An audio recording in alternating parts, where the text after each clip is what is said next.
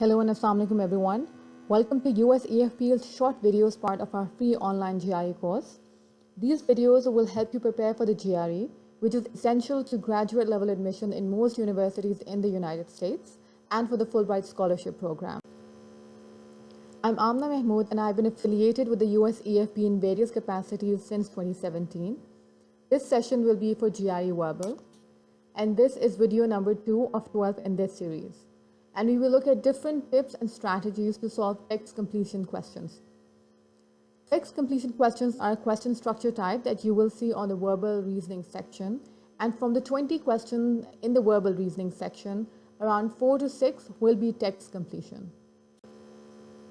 Let's start with the structure of the text completion question. The questions are a passage composed of 1 to 5 sentences. These questions can have 1, 2, or 3 blanks. For questions with 1 blank, you will have 5 answer choices from which you will have to select 1. For questions with 2 or more blanks, you have 3 answer choices from which you will have to select 1 per blank. We will do some examples in the next 2 videos and you will get a better idea of what we're talking about here. There is a single correct answer that consists of you getting each choice per blank correct. There is no credit for partially correct answer. For example, in a question that has 2 blanks, you will not get any score for getting 1 blank correct. Similarly, for a 3 blank question, there is no credit for getting 2 blanks correct. All blanks have to be correct for you to get the question right. Please note that for the purpose of this video and other videos in this series, we are using material and guidelines provided by the ETS, which is the body that organizes the GRE test. The tips we will discuss in a bit are tips recommended by ETS. The first thing you should do when you see a text completion question is to read through the complete passage to get a sense of what is in the passage. Try to identify words or phrases that seem particularly significant because they emphasize the structure of the passage. When we say emphasize the structure, we're asking you to look for signs that tell you what direction the passage or passages is taking. For example, let's look at these 2 lists. What we're trying to do here is to identify clues in the question which will help us answer the question better. Let's look at the first list, which says straight ahead road signs, and the words here are and, since, also, thus, because, semicolon, likewise, moreover, similarly, in addition, consequently. Whenever you have these words in a sentence, you should expect the sentence to reaffirm what is being said in the earlier part of the sentence. In other words, you should expect the sentence to continue in the same direction.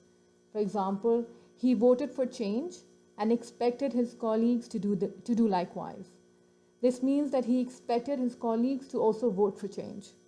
Another example is, in Middle Russia, the winters are both longer and harder, and agriculture is consequently carried on under great difficulties.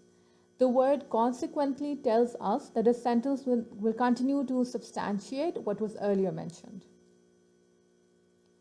The second list provides a list of detour signs, and these words are but, despite, yet, however, unless, rather, although, while, on the other hand, unfortunately, nonetheless, conversely. Whenever you have these words in a sentence, you should expect that the latter half of the sentence will go against what has been said earlier in the sentence. In other words, you would expect a part of the sentence to contradict or limit another part. For example, he appeared relaxed despite the danger. Or, in real life, nobody is all bad, nor conversely, all good. Once you've read the passage or passages and identified clues which help you figure out whether the question is going in the same direction or is taking a detour midway, you should try to fill the blanks with words or phrases that seem to complete the sentence and then look among the answer options for words that have similar meanings. Look for positive and negative connotations. A connotation is an idea or a feeling that a word brings to mind. If something has a positive connotation, it will bring warm feelings. If something has a negative connotation, it will make someone feel less pleasant. Let's look at two examples.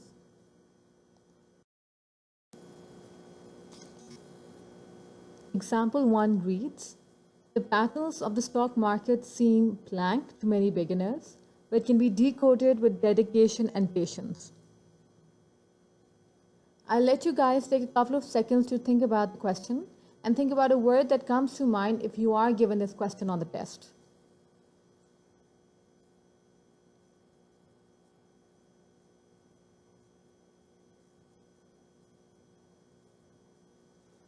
Okay, let's try to break down this sentence. Did you notice a clue in the sentence? If you've read the sentence carefully, you will notice that the word but divides the sentence into two components or into two phrases. The latter half of the sentence is complete, and the latter half talks about dedication and patience. The words dedication and patience have positive connotations because they bring positive meaning to our mind.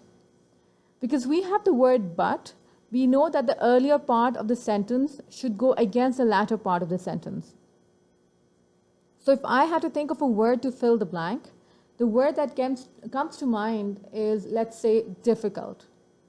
And when I read the sentence again, and let's read the sentence together, the patterns of the stock market seem difficult to many beginners, but can be decoded with dedication and patience.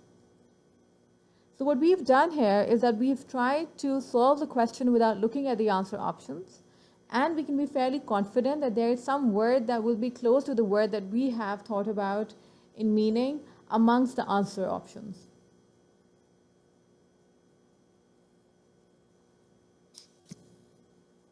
Let's look at the second example. Example 2 reads, because he was convinced of his own blank, Adam never acknowledged his mistakes. Again, I'll let you guys take a couple of seconds to think about the question and try to come up with a word for the blank.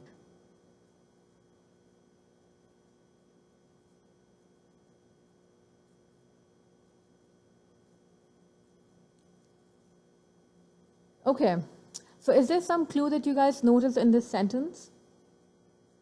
The question starts with because, and we've learned that when this word is in a sentence, the sentence will continue to mean the same thing throughout. In this case, we should be able to guess that the word to fit the blank should have the same meaning as never acknowledging one's mistakes. For questions with more than one blank, do not assume that the first blank is the one that should be filled first. Perhaps one of the other blanks is easier to fill first. Select your choice for that blank and then see whether you can complete another blank. When you have made your selection for each blank, check to make sure that the passage is logically, grammatically, and stylistically coherent. Thank you for watching this video. I hope this session proved to be useful for you. Please remember to check out other videos in this series. To wrap up, I'm going to play a short summary video of the things that we learned in this session.